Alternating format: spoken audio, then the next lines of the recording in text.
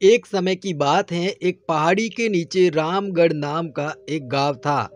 गांव के सारे जानवर हरी घास खाने के लिए सुबह उसी पहाड़ी के ऊपर बसे जंगल में जाते और शाम होते ही घर वापस आ जाते थे। हर दिन की तरह सोना नाम की एक गाय एक दिन अन्य गायों के साथ उसी पहाड़ी के जंगल में घास चरने के लिए गई थी। वह हरी घास खाने में इतनी ज्यादा प्रसन्न थी कि वह कब एक शेर की गुफा के पास पहुंच गई उसे पता भी नहीं चला। उसी गुफा में शेर सो रहा था और वह पिछले 2 दिनों से भूखा भी था। जैसे ही सोना शेर की गुफा के पास पहुंच गई, गाय की खुशबू से शेर की नींद खुल गई। वह शेर धीरे धीरे गुफा से बाहर आया और गुफा के बाहर गाय देखकर खुश हो गया। शेर ने मन ही मन में सोचा, आज उसकी 2 दिनों की भूख मिट जाएगी। वह इस तंदुरुस्त गाय का ताजा मांस खाएगा और यह सोचकर उसने एक तेज दहाड़ लगाई। गाय शेर की दहाड़ सुनकर डर जाती हैं। जब वह अपने आसपास देखते हैं तो वहां दूर दूर तक उसे कोई भी दूसरी गाय नहीं दिखती हैं। जब वह हिम्मत करके पीछे मुड़ी तो उसे अपने सामने शेर खड़ा हुआ दिखाई दिया। उस शेर ने गाय को देखकर फिर से दहाड़ लगाई और सोना से कहा, मुझे 2 दिनों से कोई शिकार नहीं मिल रहा था, मैं भूखा था। शायद इसीलिए भगवान ने मेरा पेट भरने के लिए तुझे मेरे यहाँ पर भेजा है। आज मैं तुझे खाकर अपनी भूख मिटा लूंगा। शेर की बात सुनकर सोना बहुत ही ज्यादा डर जाती हैं और वह रोते हुए शेर से कहती हैं कि मुझे जाने दो, मुझे मत खाओ। मेरा एक छोटा बच्चा भी है जो अभी सिर्फ मेरा दूध ही पीता है और उसे घास खाना अभी तक नहीं आया है।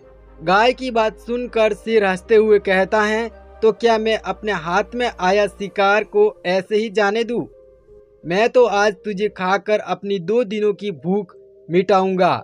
शेर के ऐसा कहने पर गाय उसके सामने रोने लगी और विनती करते हुए कहती हैं कि आज मुझे जाने दो, मैं आज अपने बछड़े को आखिरी बार दूध पिला लूंगी और उसे बहुत सारा प्यार करके कल सुबह होते ही तुम्हारे पास आ जाऊंगी। फिर तुम मुझे खा लेना और अपना भूखा पेट भर लेना। शेर गाय की यह बात मान जाता है और धमकी देते हुए कहता है कि अगर कल तू नहीं आई तो मैं तेरे गांव आऊंगा, फिर तुझे और तेरे बेटे दोनों को खा जाऊंगा। सोना शेर की ये बात सुनकर खुश हो जाती है और शेर को अपना वचन देकर गांव वापस चली जाती हैं। वहां से वह सीधे अपने बछड़े के पास जाती हैं, उसे दूध पिलाती हैं और बहुत सारा प्यार करती हैं।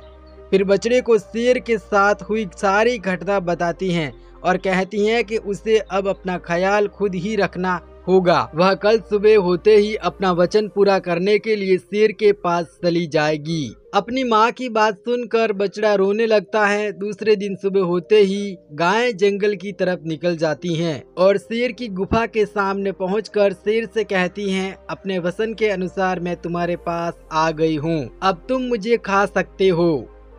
गाय की आवाज सुनकर शेर अपनी गुफा से बाहर निकलकर आता है और भगवान के अवतार में प्रकट होते हैं और वह सोना नाम की गाय से कहते हैं कि मैं तो बस तुम्हारी परीक्षा ले रहा था, तुम अपने वचन की पक्की हो, मैं इससे बहुत प्रसन्न हुआ। तुम अब अपने घर और बछड़े के पास वापस जा सकती हो। इसके बाद भगवान गाय को गौ माता होने का वरदान भी देते हैं और उसी दिन के बाद से सभी गायों को गौ माता कहना शुरू कर देते हैं। तो कैसी लगी कहानी दोस्तों, आपको कमेंट करके जरूर बताइएगा। अगर आपको ये कहानी पसंद आई हो तो इस वीडियो को लाइक और दोस्तों के साथ शेयर जरूर करें। हमारे चैनल को सब्सक्राइब करना बिल्कुल मत भूलिएगा, क्योंकि हम आपके लिए इस तरह के वीडियो बहुत मेहनत से बनाते हैं। मिलते हैं एक नई कहानी के साथ, तब तक के लिए आपका बहुत बहुत धन्यवाद।